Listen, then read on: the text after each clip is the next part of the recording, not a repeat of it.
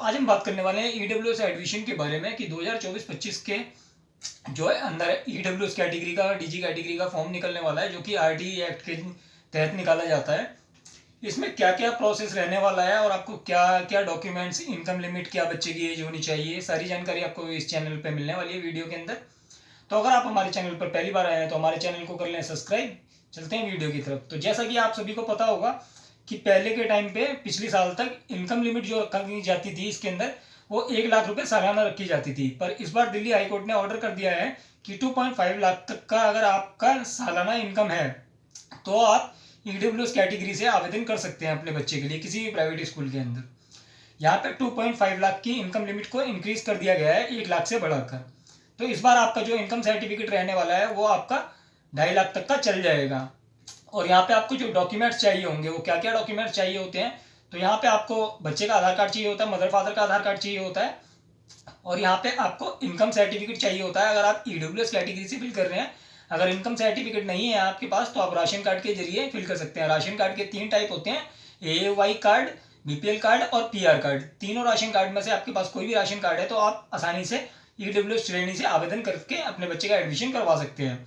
और दूसरी जगह यहाँ पे आप अपने बच्चे का एडमिशन डीजी कैटेगरी से भी करवा सकते हैं। डीजी कैटेगरी यानी कि डिसएडवांटेज ग्रुप, जिसमें कि SC ST OBC कैटेगरी के व्यक्ति आते हैं। अगर आपके पास SC ST OBC सर्टिफिकेट है तो आप डीजी कैटेगरी के तहत आवेदन कर सकते हैं। यहाँ पे OBC कैटेगरी में 2 पार्ट्स में डिवाइड होती है। OBC कैटेगरी जो कि एक NCL कैटेगरी में होती है यानी कि नॉन क्रीमी लेयर, और एक होती है CL कैटेगरी यानी कि क्रीमी लेयर। तो यहाँ पे जो आपको डीजी कैटेगरी से फॉर्म फिल करने के लिए OBC सर्टिफिकेट चाहिए होगा वो आपका सर्टिफिकेट नॉन क्रीमी लेयर का सर्टिफिकेट होना चाहिए।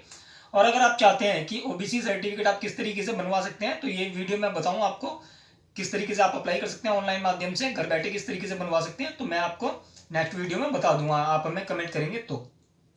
इसके बाद यहाँ पे जो आपको इनकम लिमिट रहने वाली है मैंने आपको बता ही दी है। डॉक्यूमेंट्स मैंने आपको सारे बता दिए हैं। डॉक्यूमेंट्स में यहाँ पे अगर आपके बच्चे का आधार कार्ड नहीं है और बर्थ सर्टिफिकेट आपका बच्चे का होना चाहिए। बर्थ सर्टिफिकेट आपका किसी भी स्टेट का चल जाएगा।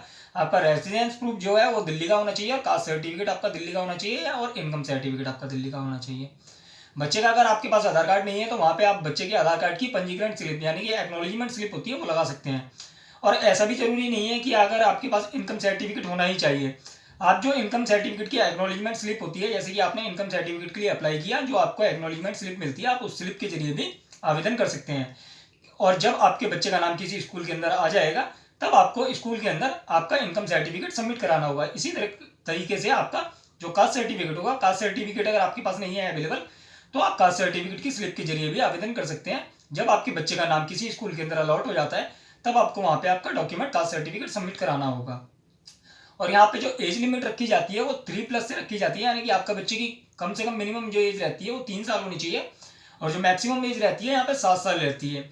यहाँ पे ईडब्ल्यूएस कैटेगरी में और डीजी कैटेगरी में एडमिशन लेने के लिए नर्सरी क्लास के लिए 3 से 4 साल, 4 साल से ऊपर तक का बच्चा भी नर्सरी क्लास के लिए आवेदन कर सकता है 5 साल के अंदर तक का, और 4 से 6 साल का बच्चा KG क्लास के लिए अप्लाई कर सकता है, और 5 से 7 साल का बच्चा फर्स्ट क्लास के लिए अप्लाई कर सकता है। तो यहाँ पे ये आपकी एज लिमिट हो गई।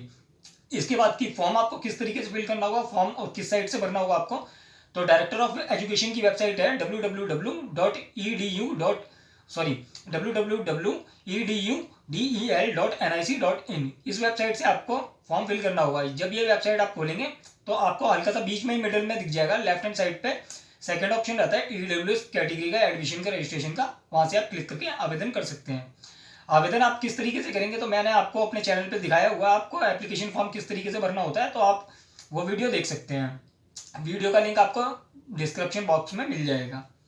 और यहाँ पे क्या होता है आपके एडमिशन फॉर्म फिल करने के बाद, तो जब आप एडमिशन फॉर्म फिल कर देते हैं यानी कि रजिस्ट्रेशन कर देते हैं अपने बच्चे का किसी भी कैटेगरी से, ईडब्ल्यूएस या डीजी कैटेगरी से रजिस्ट्रेशन करने के बाद आपको यहाँ पे वेट करना होता है रिजल्ट आने का। रिजल्ट भी ऐसा है कि यहाँ पे 3-4 लिस्ट आती हैं कि किस कैटेगरी में, मान लीजिए आपका जब पहली बार आपने फॉर्म फिल किया पहली लिस्ट में किस किस बच्चों का नाम आ गया, उसके बाद भी कुछ सीटें खाली रह जाती हैं। जैसे कि मान लीजिए काफ़ी बच्चों के नाम आ गए, उन्होंने किसी स्कूल में एडमिशन नहीं लिया, तो वो जो खाली सीटें रह जाती हैं वो सेकंड लिस्ट के अंदर किसी ने दूसरे बच्चों को दे दी जाती हैं।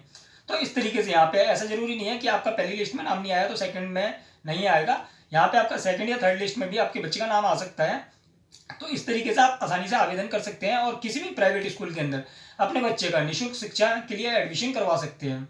जो कि आरटीई एक्ट यानी कि ईडब्ल्यूएस और डीजी कैटेगरी से दिल्ली के अंदर आप अप्लाई करके करवा सकते हैं।